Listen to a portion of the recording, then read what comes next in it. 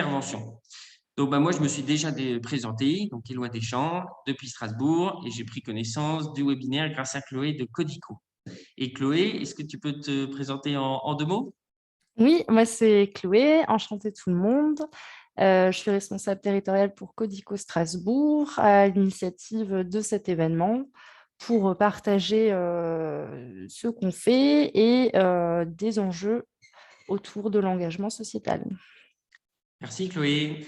On a aussi Camille Vernet qui est avec nous à cette pause déjeuner. Merci Éloi. Oui, bonjour tout le monde. Donc Camille Vernet, moi je suis directrice de l'antenne Grand Est du réseau Les Entreprises pour la Cité. Et donc nous, on est une association qui fédère un réseau d'entreprises engagées en faveur de l'inclusion. Et donc dans nos modalités d'action, on a tout un volet d'inspiration des entreprises sur tous les sujets de la diversité. Et un grand levier d'action qui est aussi la mobilisation des collaborateurs dans toute forme d'action de terrain. Et c'est à ce titre-là qu'avec Chloé, on est régulièrement en lien et qu'elle m'a demandé d'être avec vous aujourd'hui pour témoigner de cet aspect mobilisation.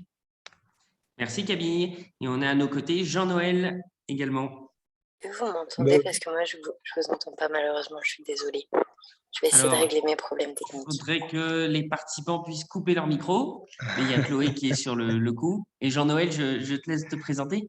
Merci Éloi, bonjour à tous et à toutes. Donc, je me présente, donc Jean-Noël Stutzmann, je suis directeur de région le groupe Randstad et sur la branche Randstad In-house qui correspond à des agences hébergées directement sur les sites. Et aujourd'hui, je suis là pour témoigner de ma première expérience d'accompagnateur pour Codico.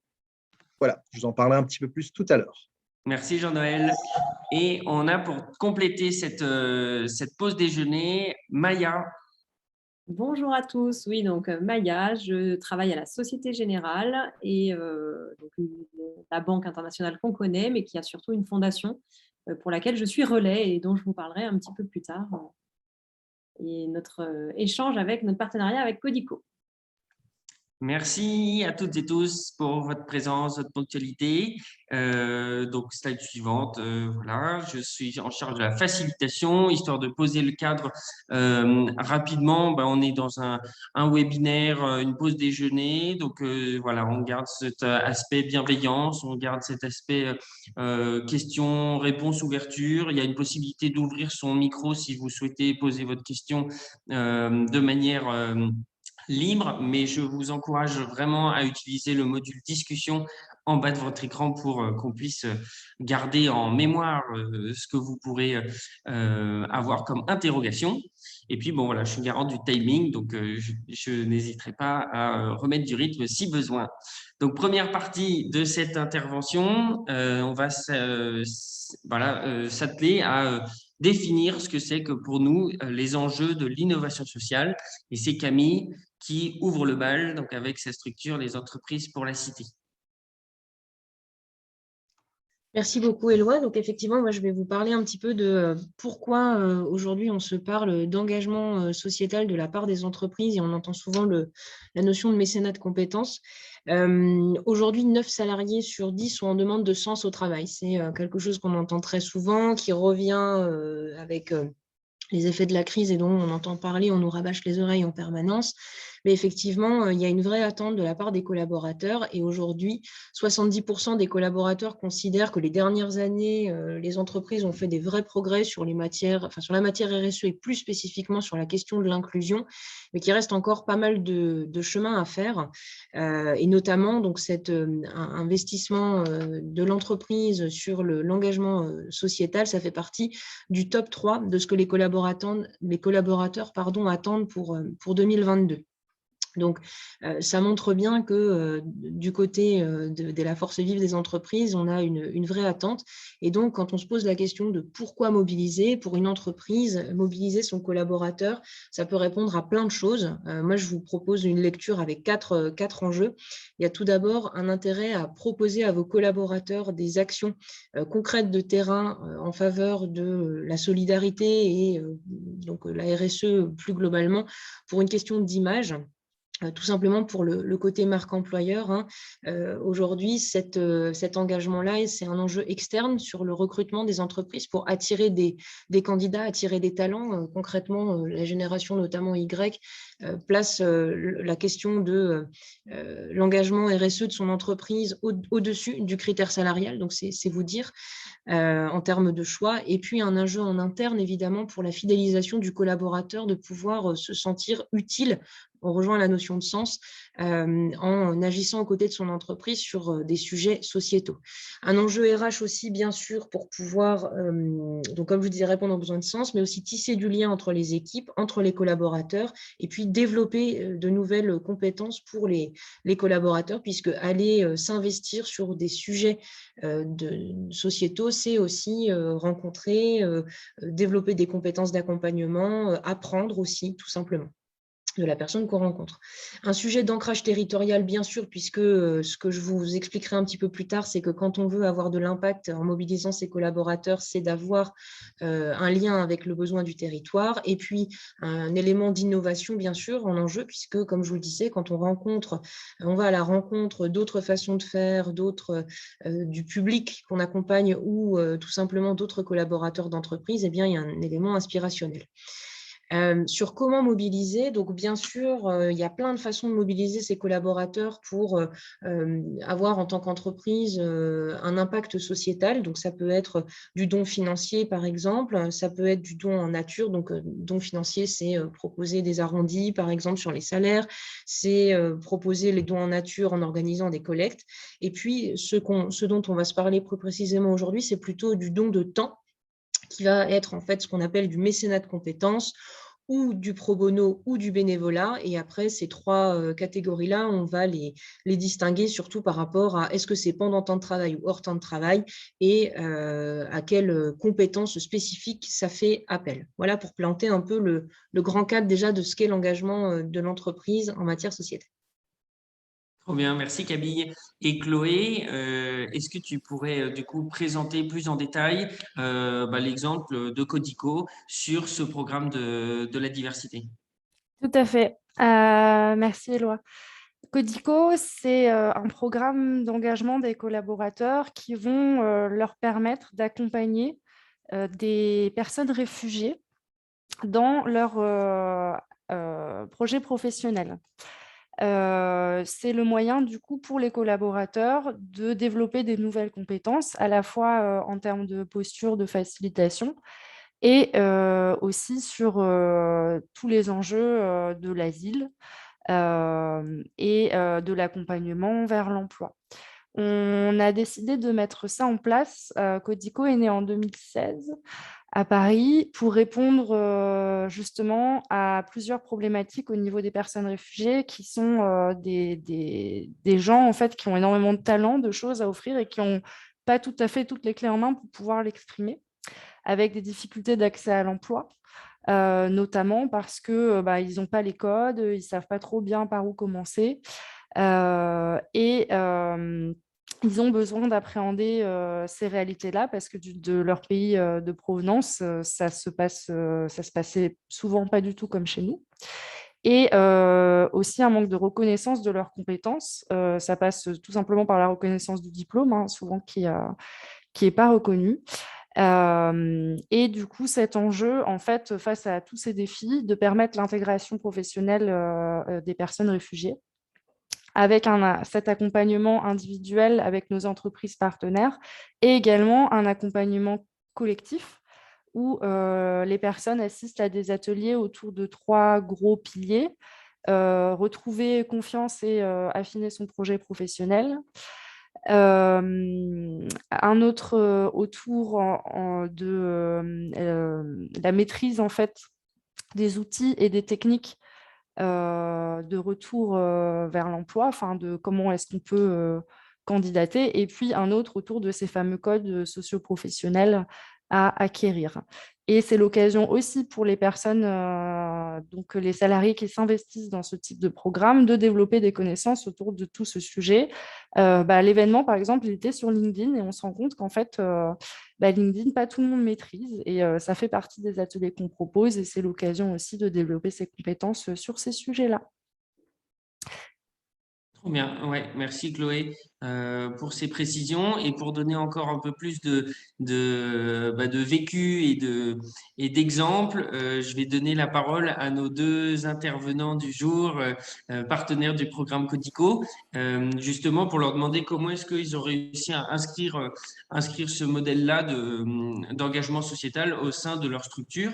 Donc, je crois que c'était Maya qui ouvrait le bal. Je crois que Maya et Jean-Noël, vous avez 5 minutes pour nous raconter en gros comment vous êtes engagés autour de ce sujet. Oui, très bien. Maya.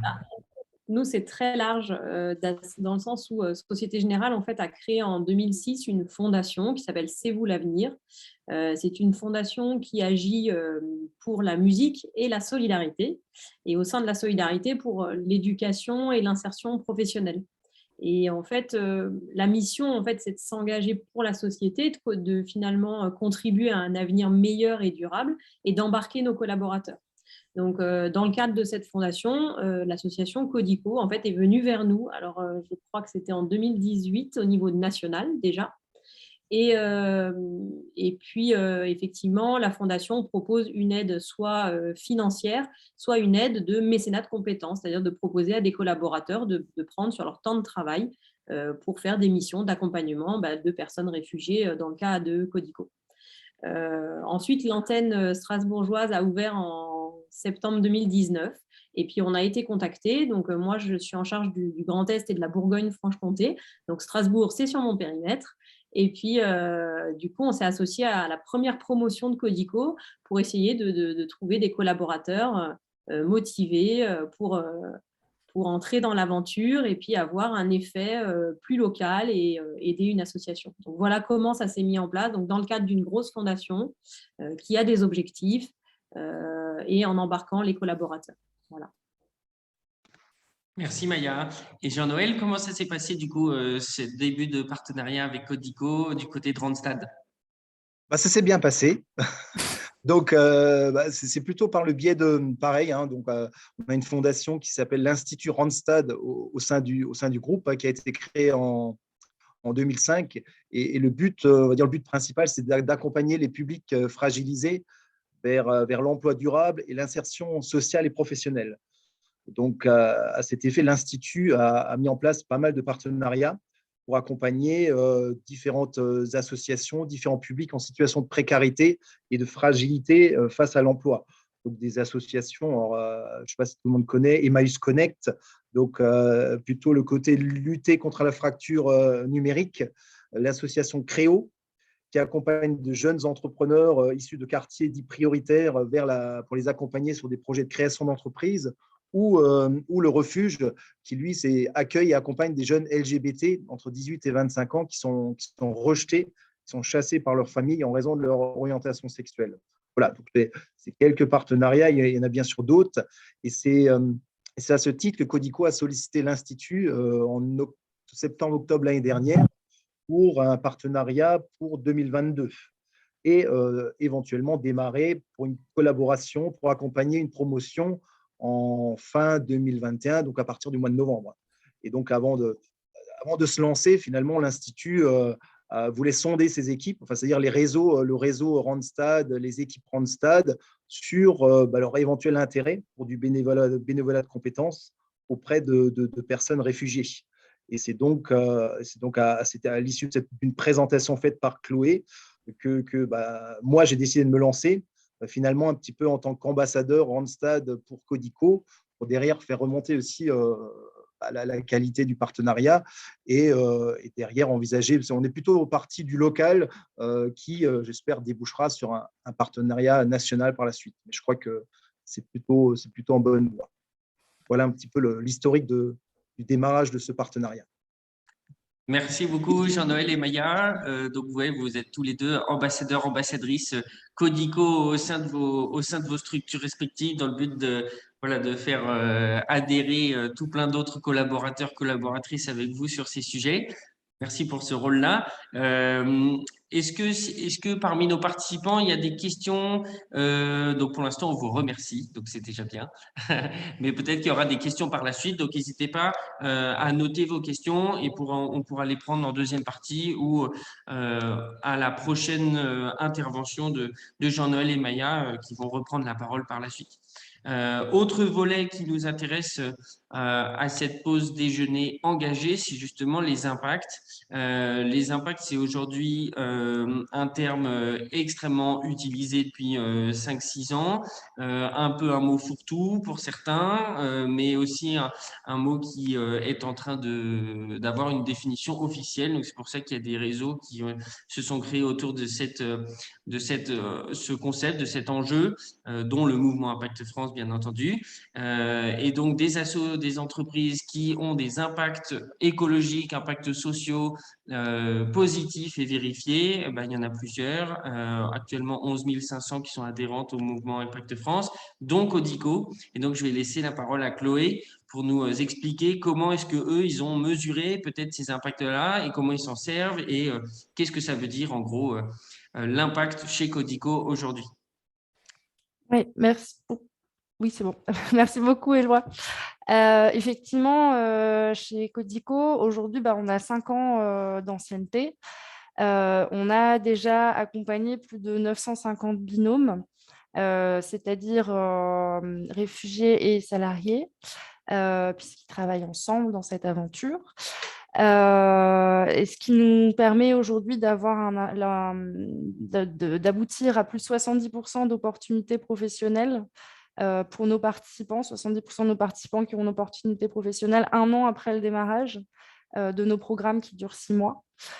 On a plus de 40 entreprises partenaires, donc on voit aussi, on est de plus en plus sollicités, mobilisés pour rejoindre le programme, l'envie en fait de participer à cette aventure. Et puis, on a déjà mis en œuvre plus de 200 ateliers, événements professionnels au cours de toute cette aventure pour couvrir justement les besoins et accompagner vers l'emploi. On a aussi notre communauté bénévole qui est de plus en plus engagée et nombreuse. On a plus de 400 bénévoles à l'échelle du territoire parce qu'on est présent en fait à Strasbourg, mais aussi à Paris, à Rennes et à Tours sur le territoire. Et on observe aussi un super taux de réengagement des collaborateurs et de nos partenaires qui nous confortent dans l'utilité et les enjeux autour de cet exercice d'accompagnement des personnes réfugiées vers l'emploi. Peut-être que je ne suis pas la mieux placée au final pour parler des effets bénéfiques que ça peut avoir. Et du coup, je pense que ça serait chouette que Maya et Jean-Noël, vous puissiez nous partager votre retour dans vos structures respectives. Je crois que ce coup-ci, c'était Jean-Noël qui commençait du coup son témoignage. Merci Éloi. Donc, je vais vous partager mon expérience. Donc, c'était pour moi une première expérience d'accompagnement d'une personne réfugiée. Je ne connaissais pas du tout ce domaine. Et il est vrai qu'au départ, il y a toujours un petit peu d'appréhension. Et puis, je dirais après la première présentation Codico, on est quand même beaucoup plus rassuré, déjà sur les profils des personnes qu'on va accompagner, mais aussi tout simplement sur l'accompagnement par Codico et ce qu'on appelle les connecteurs. Donc, qu'est-ce qui m'a décidé? Finalement, je travaille dans le domaine des ressources humaines depuis plus de 25 ans, donc dans un groupe qui place l'humain au cœur de l'activité. Alors, je me suis dit, tiens, pourquoi pas me lancer et dire, tiens, et faire profiter de mon expérience et aider quelqu'un dans son insertion professionnelle et pour justement l'aider à trouver un emploi. C'est quand même un petit peu aussi notre vocation, notre activité, quoi.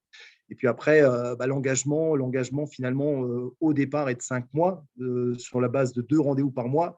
Je me suis dit, bon, globalement, ça, même dans un planning chargé, ça devrait rentrer, quoi. Et pour l'instant, ça se passe plutôt bien. C'est une expérience qui est extrêmement enrichissante humainement. nos rencontres, même si pour l'instant, sur la base de l'objectif des 10 rendez-vous, on est seulement au 5e, parce qu'il y a un contexte Covid qui a fait qu'on a été obligé de reporter l'un ou l'autre rendez-vous. Donc, c'est des rendez-vous, c'est presque une bouffée d'oxygène dans le quotidien, puisque les petits problèmes, les petits tracas professionnels, j'utilise volontairement le mot petit, parce que c'est vrai que quand on échange ou quand j'échange avec lui, quand il m'explique un petit peu son parcours, à quel âge il a quitté sa maison, il a quitté son pays, il a quitté sa famille. Il est originaire d'Afghanistan, pour la petite histoire. Il est par les pays par lesquels il est passé avant d'arriver en France. Et encore, une fois arrivé en France, malheureusement, le parcours est encore semé de pas mal d'embûches, quoi. C'est vrai que du coup, ça permet quand même de pas mal relativiser, je dirais, ces petits problèmes, ces petits tracas du quotidien professionnel, quoi. Donc voilà, maintenant, moi, mon objectif, mon challenge personnel, c'est qu'à l'issue de cet accompagnement, et puis si possible avant, qu'il ait réussi à trouver ce job-là, quoi. Et voilà, pour l'instant, on fait plutôt du bon boulot et je suis persuadé qu'on va y arriver, quoi. Voilà, c'est un peu mon partage de cette expérience-là. Merci Jean-Noël. Est-ce que Maya, même son de cloche, voilà, le parcours avec votre binôme, ces rendez-vous, comment ça a commencé, qu'est-ce que vous en retirez? Et il y a votre micro qui est coupé encore un petit peu, voilà. Donc, moi, la particularité, c'est que je n'ai pas encore pris le pas de faire un binôme avec Codico. J'ai déjà fait d'autres missions pour d'autres associations qui étaient aussi partenaires de Société Générale, où j'ai donné mon temps, par exemple, pendant une journée. Alors, moi, je suis responsable de communication. Donc, par exemple, j'ai aidé pendant une journée à refaire les supports de communication d'une association qui s'appelle Révèle, pour révéler les talents chez les jeunes filles en Île-de-France, par exemple. Mais en tout cas, pour Codico, j'ai une mission qui est un peu différente. C'est que tous les 6 mois, ma mission, c'est de trouver des collaborateurs qui veulent bien s'engager, comme Jean-Noël le fait. Et depuis 2019, donc on a fait 6 promos. On a réussi à trouver 20 personnes. Nous, on est très fiers d'avoir trouvé 20 personnes.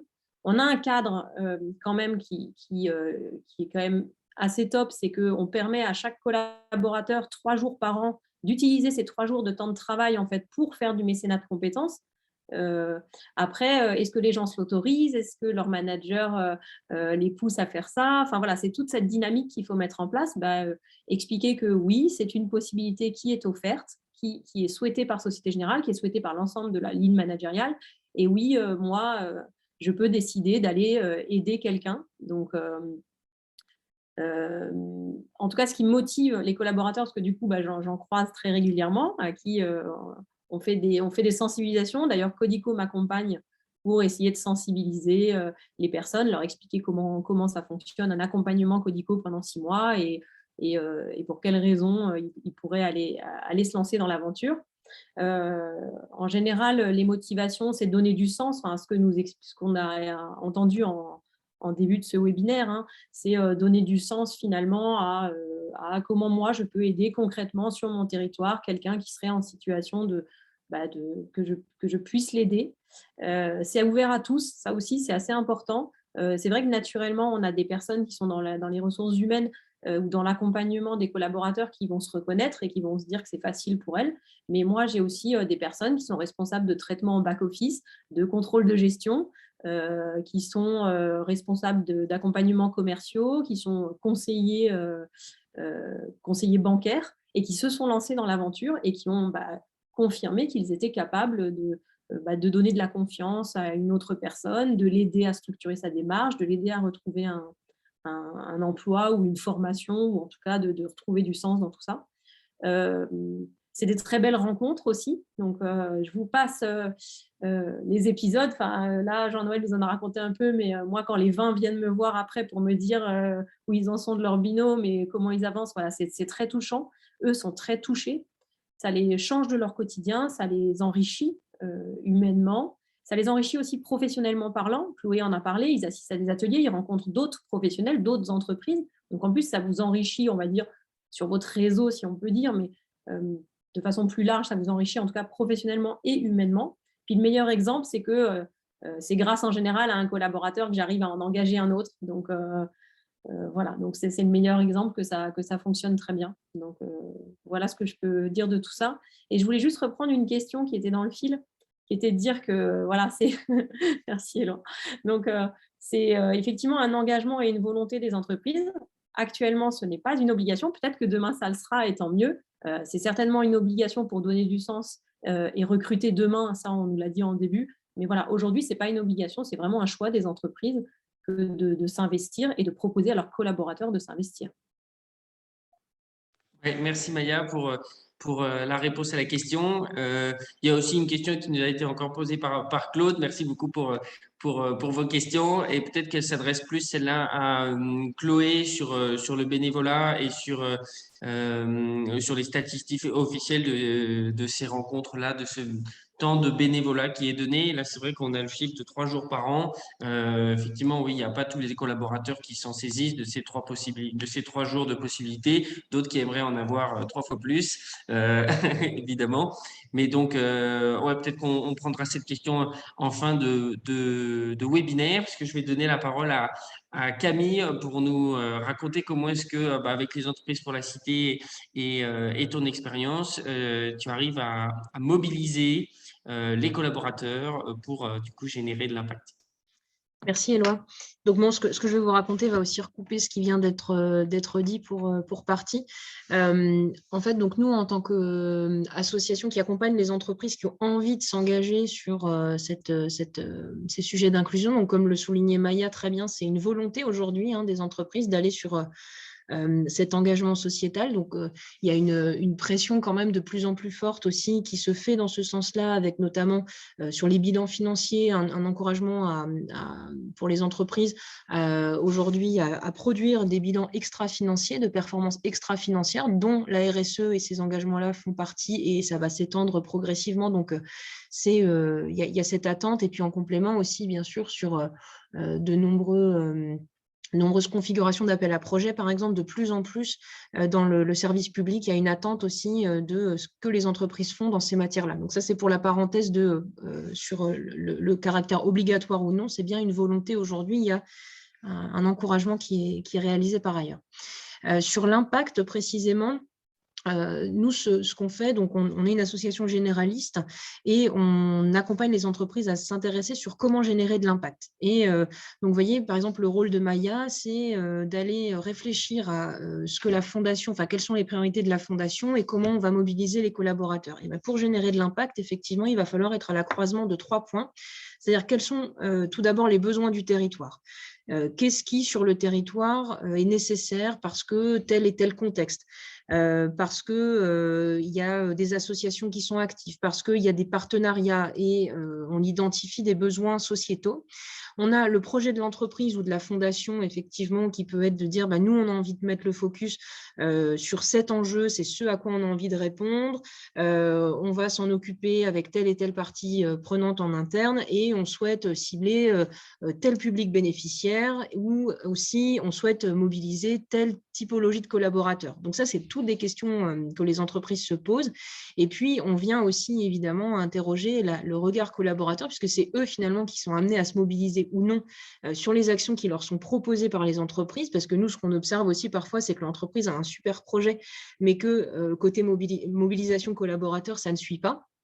Pour plein de raisons, parce que les collaborateurs, par exemple, peuvent être déjà engagés par ailleurs ou les aspirations de l'entreprise ne sont pas les mêmes forcément que les collaborateurs. Peut-être que la modalité aussi de mobilisation qui est proposée ne colle pas avec la réalité terrain et les impératifs de production, etc. Donc, voilà, pour générer de l'impact, déjà remettre un peu le contexte au centre, il faut vraiment bien avoir ce triptyque de rencontre entre ce que veut faire l'entreprise, le besoin du territoire et les envies des collaborateurs.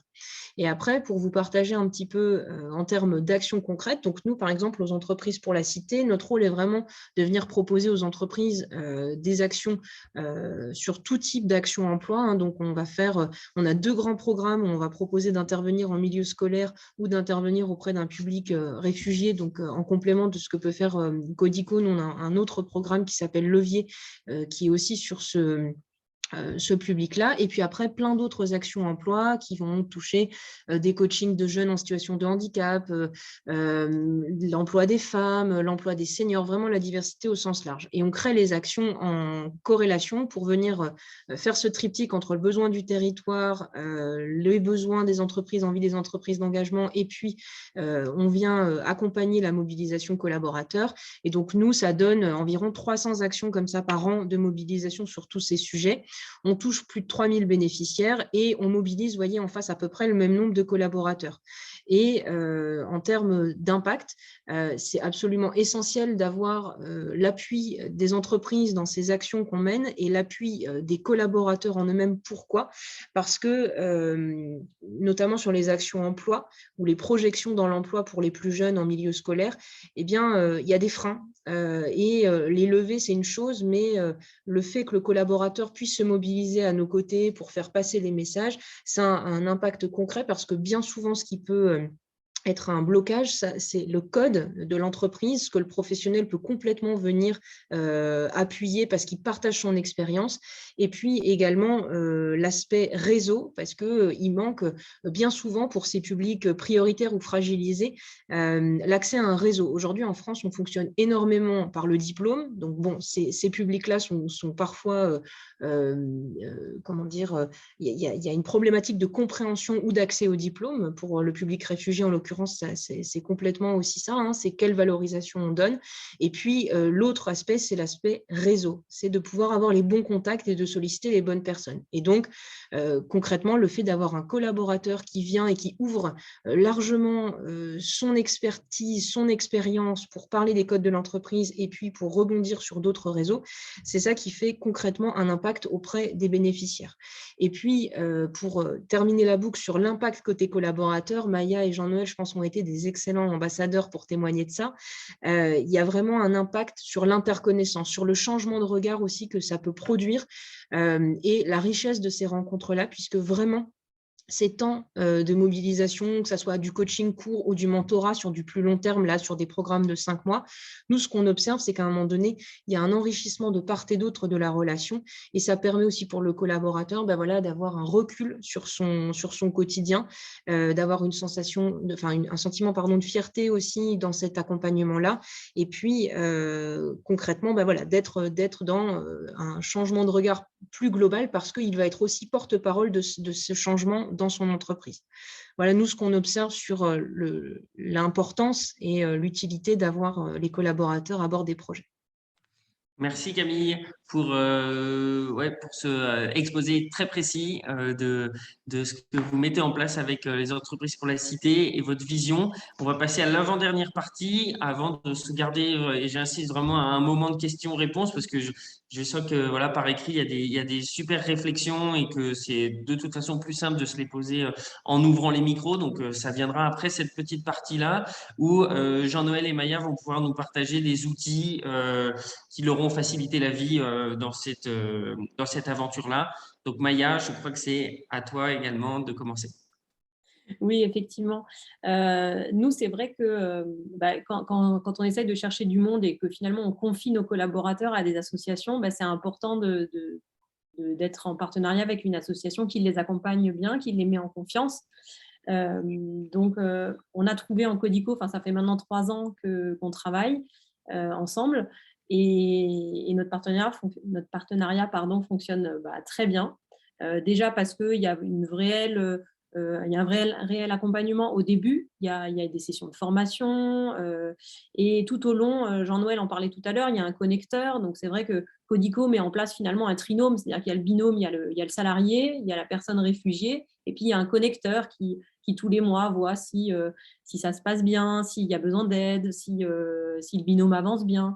Il y a des rencontres aussi qui se font, que ce soit entre accompagnateurs pour justement se partager les différentes problématiques qu'ils rencontrent. Et nous, c'est ce qu'on a apprécié chez Codico. C'est-à-dire qu'il y a vraiment une prise en main. On peut leur confier nos collaborateurs sur ces 3 jours et ils les aident. En tout cas, moi, tous les collaborateurs que j'ai pu avoir après l'expérience se sont vraiment sentis soutenus, même si certains avaient un petit peu peur au début de ne pas réussir à apporter ou de se retrouver coincés. Voilà, ce qui nous a plu avec Codico, c'était ça. Puis un autre enjeu, c'est que avec tout ce qui se passe en ce moment, on se doute bien, on a dû passer d'accompagnement présentiel à des accompagnements digitaux, distanciels. Et puis Codico a su réagir en fait très vite. L'accompagnement est passé de présentiel à distanciel. Les personnes réfugiées se sont retrouvées équipées d'ordinateurs. Il y a eu des ateliers pour justement pratiquer la visio, parce qu'il fallait faire de la visio avec les salariés. Enfin, voilà. Nous, c'est toute cette agilité qu'on a trouvée, parce que c'est vrai que voilà, c'est important d'ancrer notre effet sur le territoire. Donc, c'est vrai que c'était pour nous important autour de Strasbourg, d'avoir un impact pour les collaborateurs autour de Strasbourg, par exemple. Mais c'est aussi important de les confier à des associations qui les prennent bien en charge et qui leur permettent du coup d'être en confiance pour pouvoir donner le meilleur d'eux-mêmes à leur binôme. Voilà un peu ce que je voulais dire là-dessus. Merci Maya. Et du côté de Randstad, quels ont été les outils les plus pratiques mis à disposition? Le problème, c'est que Maya a déjà tout dit, donc voilà, tant pis pour le teasing. Donc non, moi, le retour que je vais faire va être assez rapide, parce que finalement, j'étais plutôt très agréablement surpris, et c'est ce que j'ai fait remonter aussi à mon interlocutrice au niveau de l'Institut Randstad. C'est vrai que que ce soit en termes d'accompagnement, de formation, d'outils, d'animation pour une association, voilà, j'ai trouvé ça très très bien. Et donc, c'est encore une fois, pour être concerné directement, c'est rassurant. Mais oui, voilà, j'étais vraiment épaté par toute cette partie-là. Donc, c'est très professionnel pour une association. Donc là, bravo pour ça. Après, pour plus dans le détail, oui, le premier contact, c'était la présentation, au niveau des outils, hein, c'était la présentation par Chloé à mes équipes pour donner envie, pour rassurer, pour expliquer. Ensuite, on est passé sur la formation, justement, pour comment accompagner. Le troisième timing, c'était la rencontre, qui était plutôt sympa, parce que c'est vrai qu'on s'est retrouvés tous, hein, tout le groupe, hein, toute la promotion, comme on appelle ça, toute la promotion accompagnateur, personnes réfugiées, connecteurs, pour une après-midi. Bon, ce n'est pas totalement une après-midi, mais 2-3 heures où tout le monde s'est rencontré. Et c'est là où il y a justement le temps attendu, où on s'est dit, ça y est, on va rencontrer la personne qu'on va devoir accompagner pendant 5 mois. Et après, en termes d'outils de suivi, il y a également, je ne me souviens plus du nom de l'outil, pardon, Chloé, qui permet de faire un compte-rendu après chaque rendez-vous en termes d'actions menées ou d'actions qu'il reste encore à mener. Et donc, ça permet aussi aux connecteurs de suivre à distance un petit peu l'évolution de l'accompagnement. Voilà, je trouve ça très, très, très, très bien. Après, c'est vrai que Maya en a parlé, il y a ce qu'ils appellent les co-discussions, donc une fois par mois, donc ça dure en général 1 heure, c'est le soir, principalement en visio, qui permet d'échanger donc avec une personne toujours de Codico et avec les autres accompagnateurs pour échanger justement les difficultés, partager son expérience, les premières réussites éventuellement. Donc voilà, ça c'est très intéressant aussi. Et puis également toutes les formations qui sont proposées très régulièrement tout au long de ce parcours de 5 mois. Donc, il y a une formation, malheureusement, en termes de timing, je n'ai pas pu y assister, qui était l'initiation à la communication interculturelle. J'ai repris le document de la formation. C'était vraiment très, très, très intéressant, très enrichissant. Et puis, c'est hyper important puisqu'on va accompagner des gens d'autres cultures, avec d'autres codes qu'on ne peut pas aujourd'hui appliquer. Donc, ça demande quand même un petit peu de prendre de la distance, de la hauteur pour justement bien accompagner ces personnes-là et ne pas ce que j'aurais pu faire comme erreur au départ, c'est d'avoir une posture de manager et pas d'accompagnateur. Voilà. Et après, il y a aussi des animations qui sont proposées, hein, des soirées. Il y a eu pas mal de choses qui ont été modifiées à cause de contexte sanitaire, encore une fois. Mais voilà, il y a un vrai accompagnement tout au long de ces 5 mois et c'est vraiment très, très appréciable. Voilà. Merci Jean-Noël. Et là, j'ai une question moi pour Chloé. Il nous reste une quinzaine de minutes. Moi, je trouve que c'est la partie la plus intéressante là de notre pause déjeuner. Voilà, comment ça s'est passé, les outils mis en place. En plus, il y a pas mal de questions qui arrivent dans la chaîne discussion. Est-ce que ça te dit qu'on passe directement aux questions ou parce que en soi, les slides sont quand même assez bien fournis et jolis, bien faits. Donc, je pense que les participants pourront comprendre d'eux-mêmes, mais comme ça, on a les 15 minutes pour échanger. Alors, pour ma partie, ça reprend ce que viennent de dire Maya et Jean-Noël. Donc, effectivement, on peut passer à la suivante. Je sais que Camille, toi, tu voulais évoquer quelques quelques autres outils pour la mobilisation collaborateur de manière générale. Donc peut-être laisser une petite minute à Camille et partir sur les questions. Ça marche. Merci Chloé. Ouais, merci. Je peux faire assez court, effectivement. Moi, je vous propose une vue un peu plus macro et revenir un peu. C'était super d'avoir ces témoignages et simplement pour vous dire que en tant quand on est une entreprise et qu'on souhaite mobiliser ses collaborateurs, le premier niveau, c'est effectivement juste la mobilisation. C'est-à-dire comment on fait pour qu'on ait, comme Maya, 20 personnes qui soient prêtes à s'engager et que ça soit super et que le programme qu'on met en route en partenariat avec une asso fonctionne. Nous, ce qu'on observe, c'est que vraiment, il y a une culture de la mobilisation à mettre en route. Et pour faire ça, il y a certains freins à lever. Alors, Maya pourra bien évidemment compléter parce que je pense qu'elle a aussi expérimenté ça. Mais nous, ce qu'on voit dans les entreprises qu'on accompagne, c'est qu'il y a plusieurs choses qui viennent freiner un peu les collaborateurs dans leur engagement. Ça peut être déjà une question de légitimité.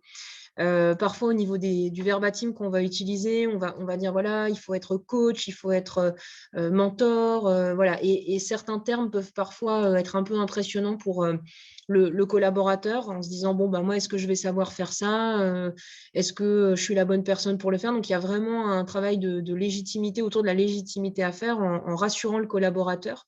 Se poser la question aussi de qui vous voulez mobiliser, parce qu'un autre frein, c'est que le collaborateur peut souvent se dire que c'est des choses qui sont réservées au RH ou réservées à la direction, et si vous avez envie effectivement en tant qu'entreprise que ce soit quelque chose qui mobilise largement vos collaborateurs en se disant bah, non, au contraire, on veut permettre ça à toutes les strates ou jusqu'à telle strate, peu importe. Mais en tout cas, il y a aussi un travail de pédagogie à faire à ce moment-là pour que les messages aillent bien toucher toute la cible de collaborateurs que vous souhaitez et notamment sensibiliser. Donc ça, c'est quelque chose que vous avez évoqué pour faire bien passer les messages. Dans les bonnes pratiques, nous, qu'on observe, c'est que souvent, on va mettre en place un système d'ambassadeurs des messages qui vont pouvoir après relayer. Ça peut être les managers de proximité, ça peut être juste des collaborateurs qui ont envie d'aller sur le sujet. Une fois que vous avez un petit pool de collaborateurs qui sont à bord, bah voilà, ça peut être vos ambassadeurs pour aller parler de ces sujets-là. Ça peut être aussi un retour d'expérience. Par exemple, Jean-Noël probablement est un très bon ambassadeur en interne pour pouvoir convaincre d'autres, ou comme Maya le soulignait. Il y a aussi le frein de l'engagement en termes de temps. Et ça, c'est aussi une question à se poser côté RH et quand on met en place ce genre d'action. Ça peut aussi être inquiétant pour un manager de dire je vais libérer mon collaborateur pour un programme de 5 mois en étant mentor. Enfin, voilà, c'est des mots qui peuvent être un petit peu heurtants quand c'est une première, par exemple. Et là, l'idée, c'est aussi de dédramatiser et pourquoi pas de faire progressif. De dire, bah voilà, on peut démarrer sur un temps donné, qu'on clarifie, qu'on encadre, et puis de se poser la question aussi de comment l'entreprise se positionne. Ça peut être en disant, bah voilà, on a un accord temps et on met à disposition 3 jours pour faire du mécénat de compétences, tout en sachant que nous, on a déjà observé que ça n'est pas suffisant de dire on vous donne le temps. Le temps n'est pas un argument en tant que tel de mobilisation. Ce n'est pas parce que vous allez dire à vos collaborateurs, OK, go, vous avez 3 jours pour vous mobiliser qu'ils vont le faire. Pourquoi? Parce qu'encore une fois, c'est un travail de pédagogie globale qui est à faire pour réussir cette mobilisation. Avec l'aspect communication, il y a plein de choses qui peuvent être imaginées. Nous, dans les bonnes pratiques, bon, voilà, il y a des sensibilisations, mais ça peut être aussi donner la place à des forums à des forums associatifs, pardon. Par exemple, une pause déjeuner que vous organisez en interne où vous invitez une association sur laquelle l'entreprise a envie de s'investir pour recueillir un peu aussi une vision collaborateur. Encore une fois, moi, je reviens toujours sur ce petit triptyque de se dire, vous menez un projet, mais l'idée, c'est aussi que les collaborateurs soient à bord. Voilà. Et puis, tout simplement, un mot très, très court sur les plateformes. Vous avez peut-être, en tant qu'entreprise, entendu et utilisé peut-être un certain nombre de plateformes. Alors, j'ai mis quelques-unes, mais il en existe pléthore, mais les plus connues, par exemple, Wenabi et Vendredi, qui permettent en fait de mettre en ligne l'émission de, par exemple, un coaching Codico, que les collaborateurs puissent aller sur cette plateforme et s'y inscrivent. Sachez que ces plateformes ne sont absolument pas des outils de mobilisation en tant que tels, pas des outils de mobilisation a priori. Il faut que cette culture de la mobilisation soit déjà en place pour que ça fonctionne. Après, effectivement, quand c'est en route, c'est super parce que ça permet de fluidifier les inscriptions, de fluidifier le tracking. Et notamment, donc, je terminerai par là, ce suivi, c'est hyper important dans vos actions de mobilisation parce que c'est ce qui permet aussi après de capitaliser, de pouvoir faire des jolies histoires à raconter à vos autres collaborateurs, de pouvoir valoriser toutes ces actions. Donc, vraiment important aussi d'aller sur ce sujet du suivi. Voilà. Merci Camille, merci Maya, merci Jean-Noël. On a quelques questions qui nous ont été posées dans le chat. Excusez-moi, j'avais un petit éternuement. Et du coup, je propose. Donc, Claude, tu nous disais, pardon, mais que apparemment, c'est pas possible de parler pour toi. Donc, je vais pour le moment laisser la parole à Alexandra, qui avait posé une question sur la communication. Et sinon, je lirai à la place de Claude la question. Mais Alexandra, je t'en prie. Oui, bonjour, voilà, je me présente, donc Alexandra Boulanger. Je viens de terminer une formation en coaching. Donc ma spécialité, c'est l'accompagnement de la transition de carrière. Donc je suis vraiment orientée accompagnement avec, bien entendu, de la pédagogie, une pédagogie active. Voilà, donc je suis très sensible à tout ce qui est innovant et notamment cet engagement sociétal. Et je trouve important pour les jeunes, notamment les jeunes, il y a une culture pour moi, un changement généralisé pour la quête de sens, mais spécifiquement pour les jeunes, je me demandais comment les entreprises arrivent à faire adhérer ces valeurs d'engagement et surtout comment les entreprises communiquent pour rendre attractive leur entreprise. Merci Alexandra. Est-ce que Jean-Noël, Camille ou Maya, quelqu'un pour porter une petite réponse? Bon, moi, j'avais un début de réponse. Hein. On communique certainement pas encore assez sur cette partie-là. En tout cas, nous ici, la Fondation Société Générale communique sur ce qu'elle fait, et donc en lien avec Société Générale. Nous, récemment, vous voyez, moi, par exemple, quand je cherche un stagiaire, c'est des choses que j'explique dans le descriptif au départ, en disant qu'une entreprise, sa mission, c'est d'être une banque, et son engagement, c'est cela, cela, cela. Et donc, effectivement, je vois que c'est clairement un axe important dans le choix de l'entreprise vers laquelle ils vont aller. Et justement, il y a quelques semaines, on a fait un petit atelier en interne pour se dire comment on peut faire pour que dorénavant, en fait, ça se voit aussi quand on recrute plutôt des personnes en CDD ou en CDI. Voilà, donc moi, à mon niveau, je sais qu'au niveau national, il y a des réflexions, il y a des choses qui vont arriver, mais je n'aurai pas d'exemple précis. En tout cas, je vous disais, par exemple, on est allé à Trüstersheim sur un salon de recrutement. Et pour la première fois, on s'est dit, on a mis un mobilier pour montrer nos engagements RSE qui ne sont pas que avec Codico, qui ne sont pas que sur la solidarité, c'est aussi environnemental, c'est aussi du financement à impact positif au sens large. Mais par exemple, pour la première fois, on a fait ça il y a quelques mois, par exemple. C'est nouveau pour nous aussi, finalement. Très bien. Merci Maya. Merci. Et on avait également une question de Clémence qui avait besoin de précision. Donc Clémence, je t'invite à la désactiver et à poser ta question en direct. Merci. Je me présente, moi je m'appelle Clémence Plantin, je viens de l'association Active Action et j'anime des ateliers collaboratifs pour des structures comme les missions locales par exemple. Et j'ai pris le relais de Camille sur le dispositif Sans chance sans emploi, donc cette question de la mobilisation, de l'engagement des pros au service d'un mentorat. Là, sur Sans chance sans emploi, nous on est sur des jeunes qui sont issus de quartiers politiques de la ville. Donc, on n'a pas tout à fait le même public. Mais mon questionnement, c'est comment est-ce que vous avez pu, au sein de Codico, développer ces aspects de formation, d'accompagnement pour les accompagnateurs. Parce qu'en effet, quand on est professionnel du recrutement, on n'a pas forcément les outils, on ne réalise pas forcément toutes les compétences savoir-être qui sont nécessaires pour pouvoir bien accompagner ces jeunes-là. Et c'est quelque chose sur lequel je suis curieuse. Donc peut-être ça nécessiterait même un temps d'échange avec des collaborateurs de Codico pour peut-être partager un peu comment vous avez, vous, réfléchi à ça. Oui, tout à fait, Clémence. On pourra avec plaisir envisager un échange plus prolongé. On va vous communiquer aussi nos adresses mail dans le chat pour ceux qui ont des questions et qui veulent rentrer en contact. Je vais vous mettre ça.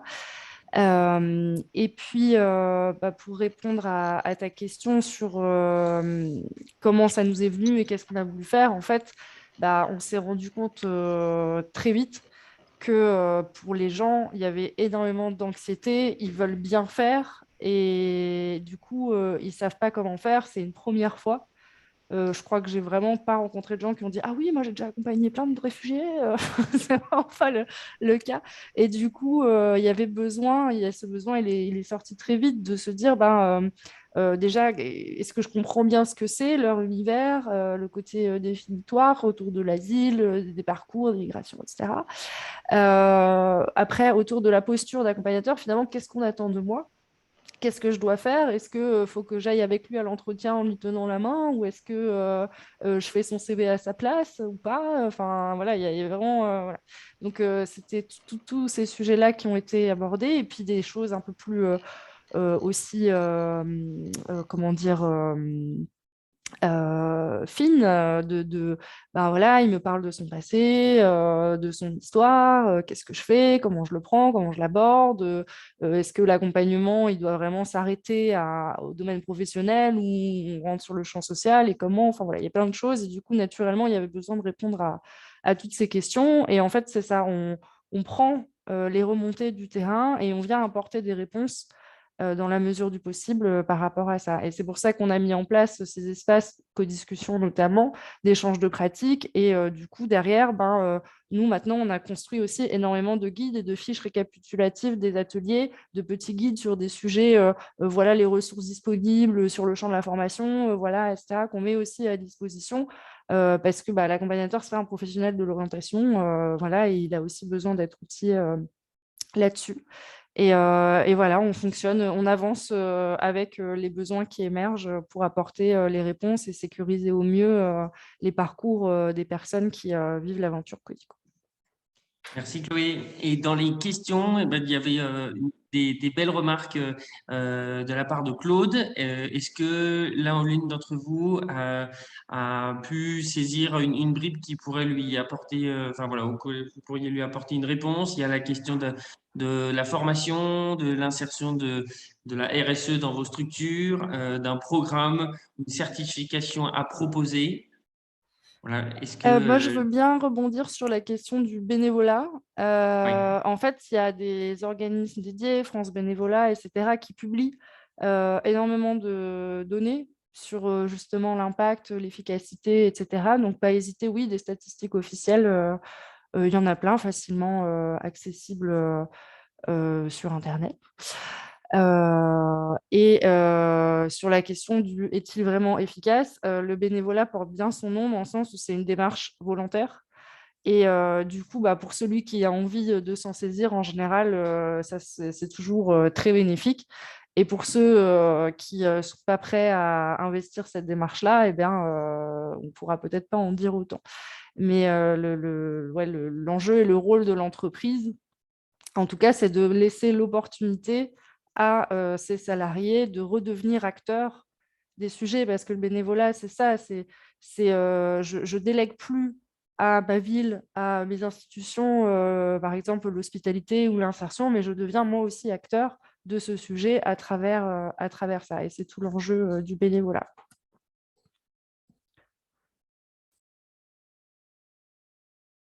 Ça marche. Merci beaucoup, Chloé. Et merci pour vos réponses, votre présence. Jean-Noël, je sais que vous devez nous quitter à 13h pile, donc n'hésitez pas.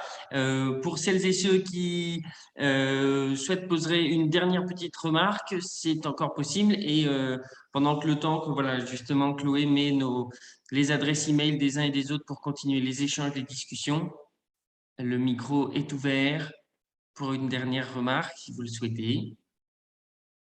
Moi, je vais juste peut-être répondre à une question de Claude Oui. qui faisait la remarque que le tutorat n'est pas de la formation. Effectivement, à nous, ces associations-là, on n'a pas vocation à prendre la totalité forcément de tous les champs, de lever tous les freins. Par contre, ce qu'on fait, c'est qu'on fait un travail partenarial sur le territoire pour justement venir en complément les uns les autres. Je prends un exemple complètement différent. Claude, vous parliez du sujet des personnes en situation de handicap. Eh bien, en fait, moi, je vais proposer de faire le lien avec la mobilisation collaborateur pour aller sur effectivement faire ce travail dont on se parlait, hein, les codes de l'entreprise, rencontrer un professionnel, faire de l'interconnaissance, aider la personne à se projeter dans son insertion professionnelle. Mais il y a un travail qui est fait en amont par d'autres. Et c'est aussi ça le jeu, nous, de nos associations, c'est de faire un travail partenarial pour que la personne ne suive un parcours. Alors pour Codico, il y a justement ce parcours qui est un peu plus centralisé, intégré, mais on essaye aussi effectivement de travailler en bonne cohérence les uns avec les autres. Merci Camille pour cette précision. Et du coup, Claude qui réagit, du coup, je me fais le lecteur. Pourquoi ne pas professionnaliser la RSE, la RSE, du coup, responsabilité sociétale des entreprises, avec les formateurs certifiés? Pourquoi ne pas professionnaliser la RSE? En fait, il existe l'effort de professionnaliser la RSE, c'est surtout par rapport aux engagements que les entreprises prennent. Donc, on n'a pas, nous, vocation à professionnaliser la RSE, on a vocation à proposer aux entreprises des éléments d'engagement, de pouvoir réfléchir entre elles pour progresser sur ces sujets-là, mais pas forcément de venir en imposant un format. Alors, je ne sais pas si c'est la question, Claude, mais en tout cas, nous, on est plutôt sur cet accompagnement-là. Et en professionnalisant la RSE, c'est surtout, nous, ce qu'on apporte, c'est permettre à tous les collaborateurs de se saisir du sujet, que ce soit les managers, les RH, mais aussi justement les opérationnels, et que cette RSE puisse toucher tout le monde dans l'entreprise. C'est surtout ça notre enjeu. Merci Camille. Si je peux compléter, je pense que dans les entreprises, c'est quelque chose qui arrive aussi. Et par exemple, moi, si je vois l'exemple Société Générale, jusqu'à présent, il n'y avait personne qui, dans son titre, avait la RSE. Et maintenant, il y a des entités. Et puis, récemment, on a mis des référents. Et puis maintenant, on est en train de passer à quelqu'un qui va avoir vraiment la responsabilité de développer la RSE. Voilà, donc je pense que c'est un sujet qui émerge. Alors, les banques et ailleurs, malheureusement, je ne connais pas trop. Mais je sais que pour avoir regardé ce que faisaient d'autres partenaires bancaires, on est à des stades tous différents. On en a qui ont déjà une cellule, un directeur RSE. On en a qui font déjà même des petits bilans. On en parlait tout à l'heure de commencer à faire un bilan extra-financier de l'impact d'une entreprise. Voilà, toutes les entreprises sont en train de… Donc, je pense que la professionnalisation de la RSE, elle arrive, oui. Et que la formation sera certainement indépendante. Mais bon… Merci beaucoup à toutes et tous pour votre participation, vos témoignages. Merci à Éloi qui a été un formidable animateur de cet événement. Il est déjà 13h, bientôt 5, et nous devons clore ce moment. Peut-être, Éloi, si tu as un petit mot de la fin. J'étais ravi et effectivement, la RSE pour nous au Mouvement Impact France, c'est l'étape numéro 0.1. L'idée, c'est que vraiment, ensuite, toutes les entreprises deviennent des entreprises à impact social, écologique, que ça soit inscrit dans leur modèle et dans le cœur de leur structure de leurs entreprises.